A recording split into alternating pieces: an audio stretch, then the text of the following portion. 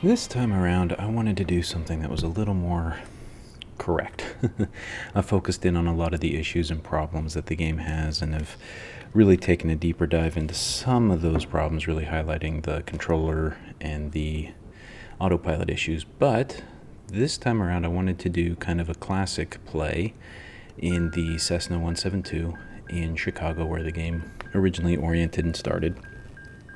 So I fired up the game, got the Cessna. I'm going through trying to power everything up. Now this is the first time I've actually been in this airplane in the game, so I don't really remember where everything is. It's been a long time, and I forgot one little thing, which was the fuel shut-off lever at the very bottom. So I got almost everything up and running in order to start the plane, but that's all right. So there's a few things that I really liked in here. When it started, how you have the head flashlight, being able to see inside your cockpit to get everything up and running. I thought that was a really cool touch.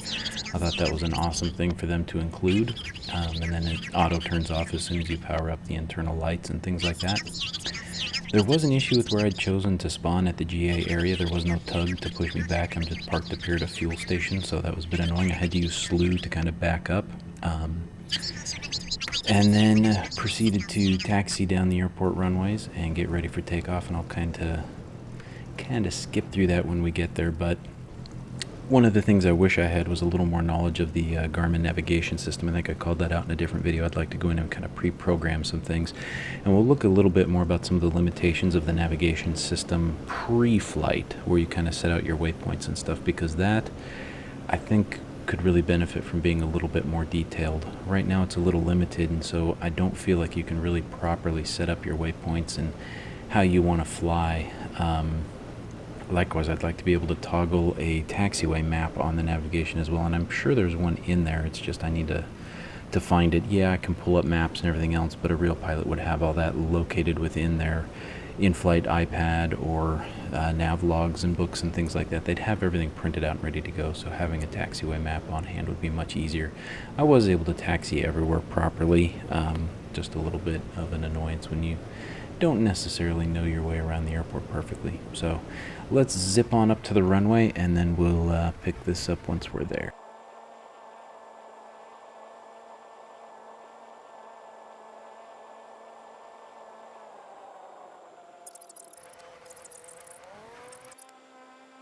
Now I did have some wind kind of buffeting me around a little bit, as you saw on the way out.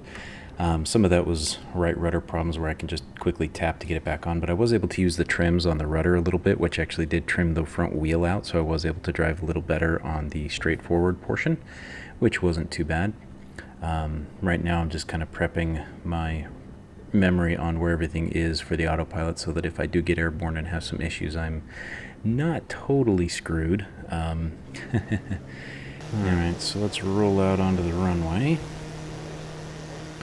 I apologize, the audio is a little bit out of sync here. Something's gone funky with Windows 10 and my ultra-wide recording resolution. I'm going to try a few things to correct that so it's not so wonky in the future. Alright, so let's take off. Now my waypoints were pretty basic here. Essentially I'm just going to take off, turn towards Midway, go past Midway, and then fly up the coastline past Chicago. Once I'm past Chicago, then I'll turn back around and head towards O'Hare and make my landing. So you can see this is my first time flying with -60 on the sensitivity settings. I haven't really adjusted my dead zones. I think I need a few more percentages on the dead zone to increase them, but overall there is a bit of a wind here, and you can see I'm not getting too bad. Normally I'd be overcorrecting and then overcompensating back and forth because the sensitivity would cause too much motion, but with this I'm actually not doing too bad. It wasn't crazy windy, but there was enough of a breeze out that it was causing some issues. Now I did take off and fly runway heading till outside of airport property, and then I made my left turn to kind of start heading in the right direction, at which point I started getting ready to engage autopilot and do everything that I needed to. And then I made the rest of the flight pretty much up to my final approach completely on autopilot, and then once I got ready to disengage autopilot, I tried to make sure I had everything kind of lined up and smooth so that when I did disengage autopilot, it wouldn't be completely crazy in that the trim settings would be all out of whack and cause me to have issues that I may crash from or something like that. So I tried to just balance it out. So the rest of the time I was trying to enjoy the scenery a lot and really just enjoy what I was looking at. As you can see, I had a little bit of issues trying to correct on the left side until I got heading engaged and started making my turn down towards Midway. I'm just trying to get on my nav path. I do deviate from it because the nav path isn't quite where I set my waypoints. It just kind of got close. I'd actually set it to target Midway and it turned me before I got there, which isn't quite what I wanted, but it's good enough.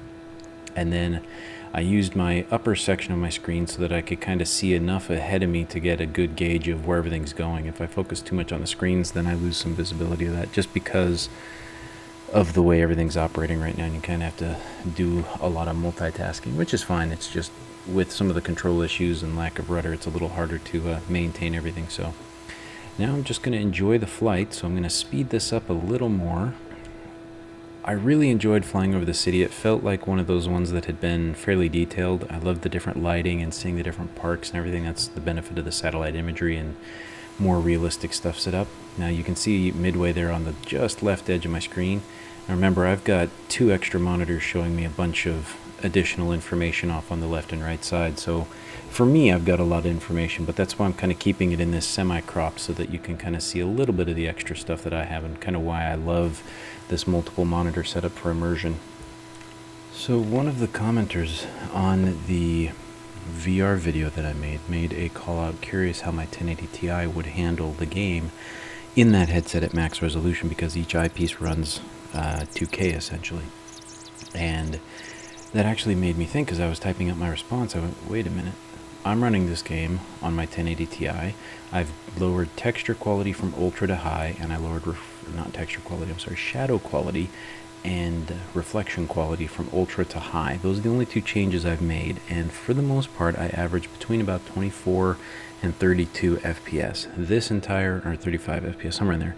This entire round was pretty much an average of 28 to 30 FPS the entire way. A little dip here and there, but overall it was very solid and it was very, very enjoyable.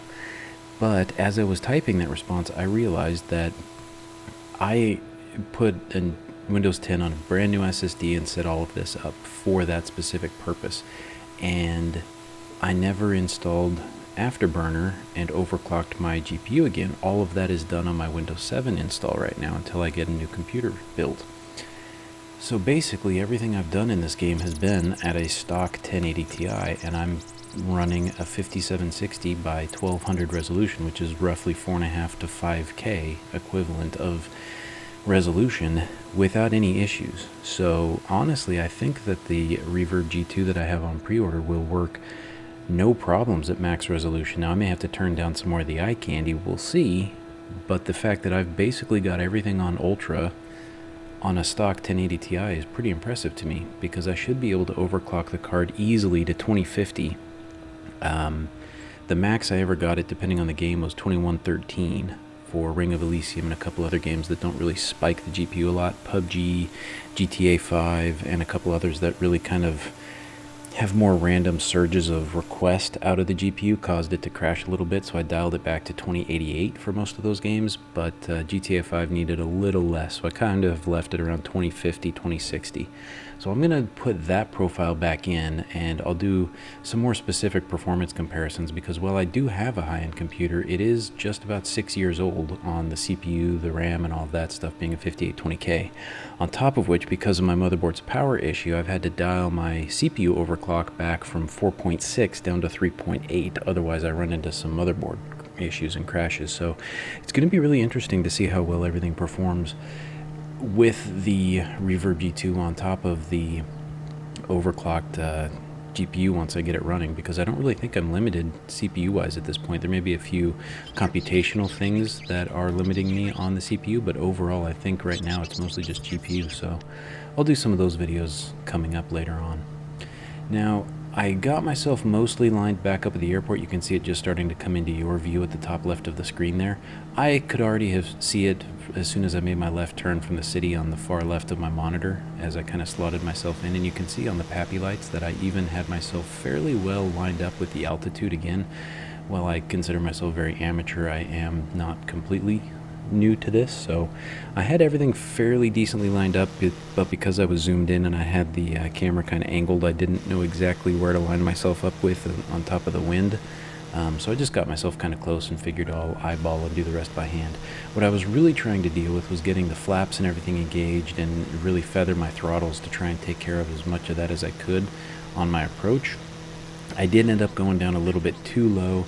You can see my speed is pretty good right now, and then as I start activating my flaps, I get sucked skyward, and then everything kind of overcompensates to bring me back down a little bit. So I did have a few issues.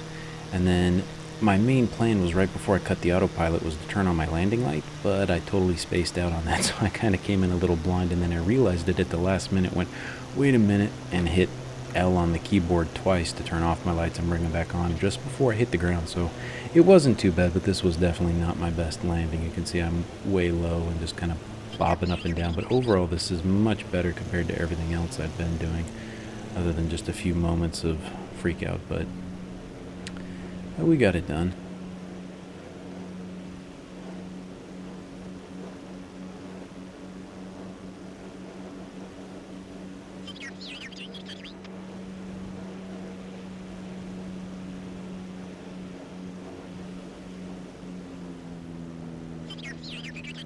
Now we'll zip back over here to the parking area and then do a bit of the shutdown. But again, this was a lot of fun. This really is great to do. I love the multiplayer aspect. I was playing in online servers with real players. There was about 10 players cruising around the area. I didn't really see any of them. They weren't too close to me in what I was doing, but I did manage to catch the taxiways that I was asked to and was able to follow everything because I know enough about O'Hare to catch some of the major ones from old tower games and old flights, but had a couple issues. But again, this was a lot of fun, and I look forward to doing some of the performance comparisons. Again, I'm not looking to benchmark anything.